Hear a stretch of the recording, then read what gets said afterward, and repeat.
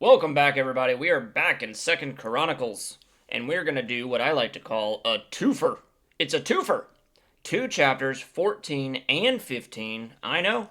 Ambitious, I know.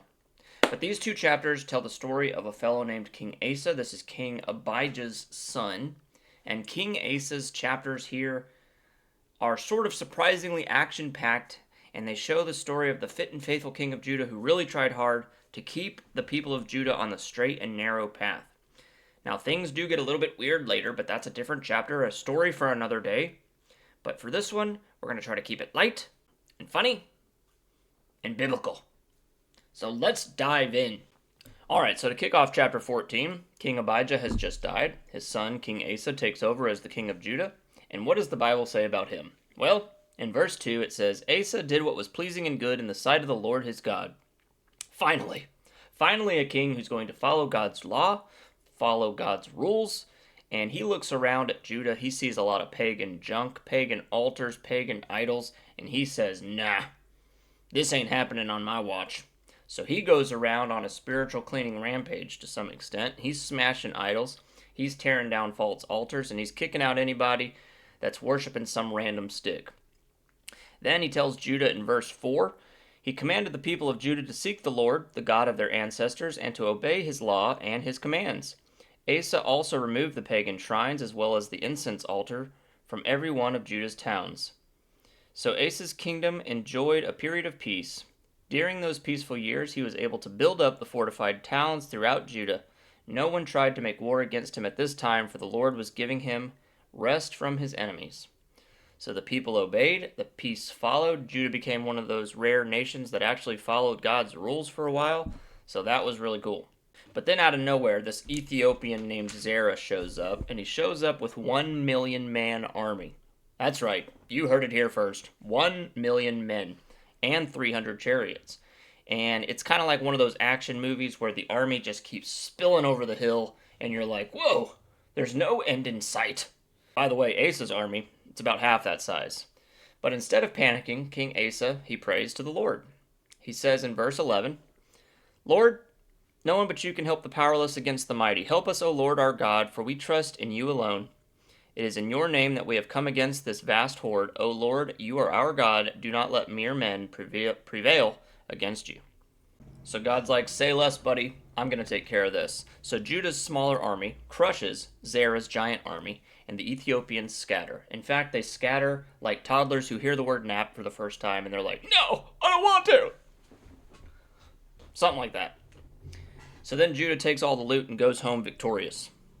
Then in chapter 15, after the battle, a prophet named Azariah pops up with a motivational speech for King Asa, and he says, Asa, don't get lazy. In verse 2, he says this, and he went out to meet King Asa as he was returning from the battle. Listen to me, Asa, he shouted. Listen, all you people of Judah and Benjamin. The Lord will stay with you as long as you stay with him.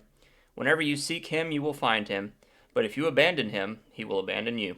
So the prophet Azariah, he's basically saying, hey, stay close to God, or you're on your own, buddy. Azariah gives him a whole TED talk about faithfulness, and it fires up King Asa again. He's got his passion for the Lord renewed. He goes back to smashing idols, and this time he goes even harder. He removes detestable idols, he repairs the altar of the Lord, and he even kicks out his granny. He even kicks out his granny from the throne because she made a repulsive Asherah pole in verse 16. Can you just imagine? Granny, I don't think you can come to Thanksgiving dinner anymore because you've got that Etsy shop that's selling false altar idol things, and I don't think I can get behind that. Savage. But then King Asa, he throws a huge national worship party. Everyone from Judah, Benjamin, and even some folks from the northern tribes, they come to renew their commitment to God. In verse 12 it says, Then they entered into a covenant to seek the Lord, the God of their ancestors, with all their heart and soul. They sacrifice 700 oxen, 7,000 sheep, they shout with trumpets, and the land has peace again for an additional 20 years. I mean, won't he do it? Alright, so what can we take away from this today? What can we learn from this today? Man, so many things come to mind, but the first thing that I think of is peace isn't necessarily the pause before chaos, but it's the reward for obedience. King Asa, his kingdom had peace because they sought the Lord, not by accident. It wasn't luck, it was simply alignment. Maybe our version of peace isn't about vacationing more, but simply obeying better.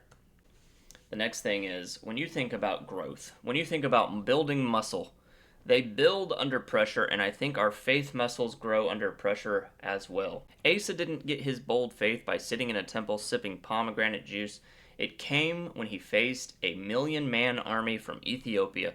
And sometimes God lets your problems look impossible so that he can prove that he can overcome the impossible. And finally, leadership equals loyalty and guts. Asa, he didn't wait for a committee vote. He acted. He cleaned house. He faced enemies. He even told Granny Maka, "You're out of here."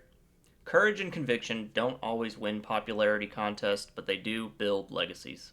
Let me give you something to think on today. If God gave you 20 years of peace starting today, what would you build with that time? And would it actually last when the next battle shows up? Or, to put it a different way, are you using your seasons of calm to prepare for the fight? Or are you just catching up on your comfort? Won't he do it?